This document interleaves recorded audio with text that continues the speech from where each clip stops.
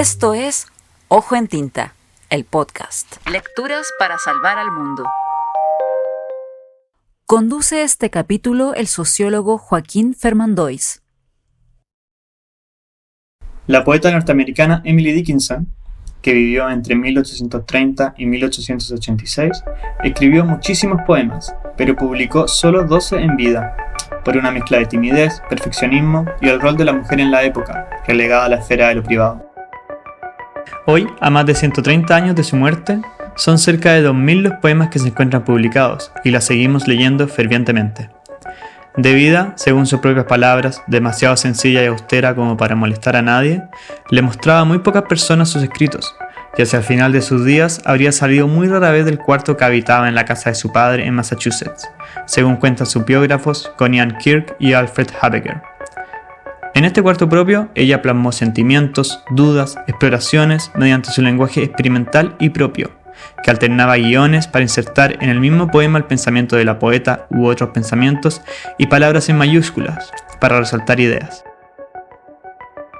Quiero compartir un poema de Emily Dickinson que explora las complejidades del mundo interior, relevante hoy en día para volver los ojos, la cabeza y el corazón hacia la infinitud de claros y oscuros que hay en el espíritu humano. Este es el poema 670, publicado por primera vez póstumamente en 1929, que compara los peligros del mundo exterior con los que suceden en nuestro interior, hablando de la mente como una casa que puede ser habitada por un fantasma mucho más terrible que aquellos que en la oscuridad creemos que nos acechan. Esta propuesta de una mirada atenta me parece que hace de este poema una lectura para salvar el mundo. La traducción del poema que escucharán es la que se encuentra en el libro Zumbido, hecha por los poetas chilenos Rodrigo Lavarría, Enrique Winter y Verónica Sondek, publicada el año 2018 por la editorial de la Universidad de Valparaíso. Recita la también poeta chilena Victoria Ramírez, autora de Magnolios, publicado por Overol en 2019, y Teoría del Polen, publicado por Provinciano Editores en 2020. No hay que ser una habitación para estar embrujada, no hay que ser una casa. El cerebro tiene pasillos que superan todo lugar material, y más segura es una reunión a medianoche, un fantasma externo, que adentro enfrentar ese huésped más helado. Es más seguro galopar por un convento, perseguida a pedradas, que descubrirse sola y sin la luna, en un lugar desierto. Nosotras, ocultas tras nosotras mismas, debiera espantarnos más un asesino escondido en nuestro departamento. Sería el menor de los horrores. El prudente lleva un revólver, pone pestillo a la puerta, ignorando a un espectro superior más cerca.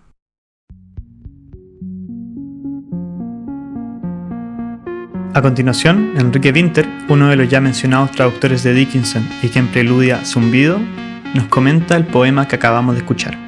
Muchas gracias, Joaquín, y al programa Ojo en Tinta por invitarme a comentar el poema 670 de Emily Dickinson, uno de los que tradujimos con Rodrigo Lavarría y Verónica Sondek para el libro Zumbido, que es realmente magnífico. Es un poema en que Emily Dickinson trata lo impersonal, en que nos presenta desde un comienzo una imagen inolvidable, la de la propia cabeza, como una habitación con pasillos embrujados, ¿no? Que no se necesita ser ni una casa para estar embrujada, ¿no? Estos mismos pasillos superan cualquier lugar material, y lo hace adentrándonos en todos los recursos de la poesía, ¿no? Porque el miedo que ella proyecta está en esa respiración agitada, en esas aliteraciones, palabras en las que repite la B larga, la H, la R, sonidos como B, R, chamber, haunted house, brain, corridors, ¿no? En el inglés, que intentamos reproducir con las palabras que elegimos para el embrujo en castellano, y que luego, para oponer a una eventual seguridad que debería encontrarse a medianoche, mayor a la de estar a disposición de la propia mente, utiliza esas M todas suaves de midnight, meeting, M's y T's, y las mezcla hacia la mitad del poema. Ella se empieza a mezclar ambos universos, ¿no? Como si se tratara de sus propias emociones mezcladas, cuando la protagonista, que uno asume ella misma en esa especie de entrega que hacemos en la poesía a pensar la biográficamente, ¿no? Se enfrenta a una persecución a la intemperie, ¿no? Y ahí se desdobla. Es que es magnífico el poema, porque ¿quién no se ha perseguido así en la duermevela, en el insomnio, cuando bajamos la guardia, ¿no? Y entra la ansiedad que postergamos durante el día? Vieran donde pone las mayúsculas y los guiones, cómo añade así dramatismo al propio poema, en que el enemigo es uno mismo, ¿no? O sea, el punto aquí es que nada más peligrosa que la propia mente desbocada en estos momentos de inseguridad, mucho más que un asesino, que un bosque abierto, que un convento, ser perseguida a pedradas, son sus ejemplos, ¿no? Y ella es enemigo de uno mismo, lo vuelve plural en esa sensación de desdoblamiento, el que le decía, como el enemigo interno, pero inventa una palabra, habla de our self, self en singular, como de uno mismo, una misma, pero our como ourselves, como lo que uno diría de a nosotras, ¿no? Y una mezcla interesante de los muchos que habitan en uno mismo, y a la vez uno puede perfectamente hacer una lectura colectiva de esas nosotras, ¿no? También en clave, por supuesto, feminista y de la amenaza de género. Ella le mandó una carta de las varias que se conservan a Higginson, a su mentor, que fue quien le publicó los poemas en vida, unos poquitos, ¿no? Ni el 10% de lo que ella escribió. El 1% en realidad serían como alrededor de unas 13, 20 poemas de los casi 2000 que publicó, y en uno de sus poemas ya casi cita en una de sus cartas casi cita este poema diciendo: la naturaleza es una casa embrujada, pero el arte una casa que intenta ser embrujada. Y esta relación cerebro creador, enemigo, arte, realidad que uno habita, casa, es una constante en su poesía tardía, y uno podría empezar a releer tal vez el poema 670 desde un pensamiento metaliterario, ¿no? Que esté también hablando del proceso de escritura, que a mí me parece algo muy contemporáneo y muy interesante a ser tratado también, ¿no?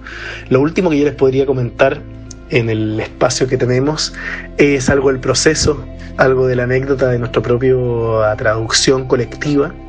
Miré la primera versión que teníamos y lo que en un comienzo era por dentro pasó a ser adentro, en un adentro de ese interior como arquitectónico. Un moonless, que también es un neologismo pero no un neologismo, se podría utilizar para decir que no hay luna, que lo teníamos como desarmada, que es como ella lo quiere hacer sentir, ¿no? Como helpless, pero preferimos mantener la imagen como sin la luna. El ourself de nosotras que les comenté, de una misma lo pasamos a nosotras. El startle, que de asustarnos creo que refinamos hacia espantarnos. El prudente, the prudent, que primero fue cuerpo, y el prudente, y ese final de more near, que originalmente pusimos en algo más y cerramos en más cerca, porque ese miedo se nos acerca. Un abrazo, auditores, gracias por estar ahí.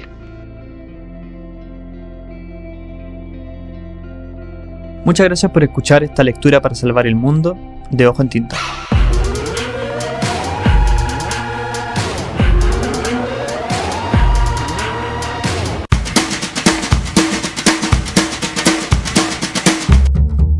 Esto fue Ojo en Tinta. Lecturas para salvar al mundo. Un proyecto financiado por el Fondo del Libro y la Lectura del Ministerio de las Culturas, las Artes y el Patrimonio de Chile, convocatoria 2022. Puedes encontrar todos los capítulos en Spotify, en YouTube y en www.ojoentinta.com. Sigue a Ojo en Tinta en Facebook, Twitter e Instagram y cuéntanos de tus lecturas para salvar el mundo.